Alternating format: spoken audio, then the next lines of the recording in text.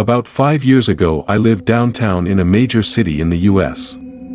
I've always been a night person, so I would often find myself bored after my roommate, who was decidedly not a night person, went to sleep. To pass the time, I used to go for long walks and spend the time thinking. I spent 4 years like that, walking alone at night, and never once had a reason to feel afraid. I always used to joke with my roommate that even the drug dealers in the city were polite. But all of that changed in just a few minutes of one evening. It was a Wednesday, somewhere between 1 and 2 in the morning, and I was walking near a police-patrolled park quite a ways from my apartment. It was a quiet night. Even for a weeknight, with very little traffic and almost no one on foot.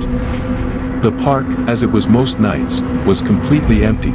I turned down a short side street in order to loop back to my apartment when I first noticed him.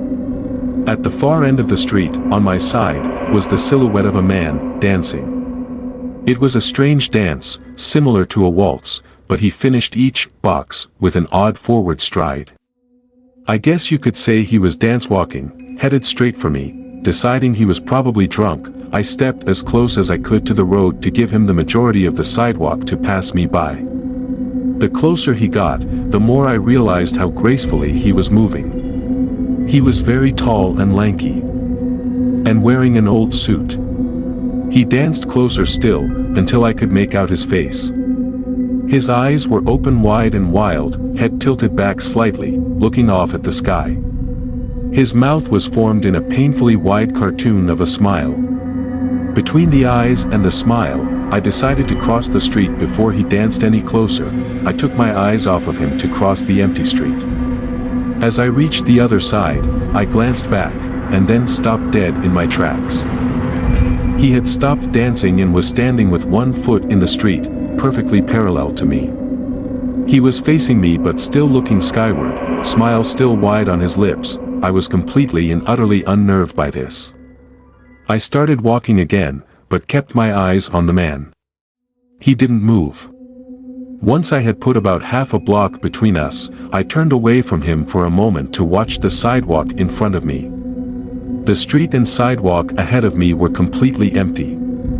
Still unnerved, I looked back to where he had been standing to find him gone. For the briefest of moments I felt relieved, until I noticed him. He had crossed the street, and was now slightly crouched down. I couldn't tell for sure due to the distance and the shadows. But I was certain he was facing me. I had looked away from him for no more than 10 seconds, so it was clear that he had moved fast. I was so shocked that I stood there for some time, staring at him. And then he started moving toward me again. He took giant, exaggerated tiptoed steps, as if he were a cartoon character sneaking up on someone. Except he was moving very, very quickly. I'd like to say at this point I ran away or pulled out my pepper spray or my cell phone or anything at all, but I didn't. I just stood there, completely frozen as the smiling man crept toward me, and then he stopped again, about a car length away from me. Still smiling his smile, still looking to the sky. When I finally found my voice, I blurted out the first thing that came to mind. What I meant to ask was, "What do you want?" in an angry, commanding tone. What came out was a whimper. What? Regardless of whether or not humans can smell fear, they can certainly hear it. I heard it in my own voice, and that only made me more afraid. But he didn't react to it at all. He just stood there, smiling, and then, after what felt like forever, he turned around, very slowly, and started dance-walking away. Just like that.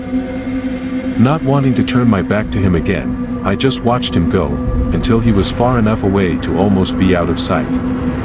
And then I realized something. He wasn't moving away anymore, nor was he dancing. I watched in horror as the distant shape of him grew larger and larger. He was coming back my way. And this time he was running. I ran too. I ran until I was off of the side road and back onto a better lit road with sparse traffic. Looking behind me then, he was nowhere to be found. The rest of the way home, I kept glancing over my shoulder, always expecting to see his stupid smile, but he was never there. I lived in that city for 6 months after that night, and I never went out for another walk. There was something about his face that always haunted me. He didn't look drunk, he didn't look high. He looked completely and utterly insane. And that's a very, very scary thing to see.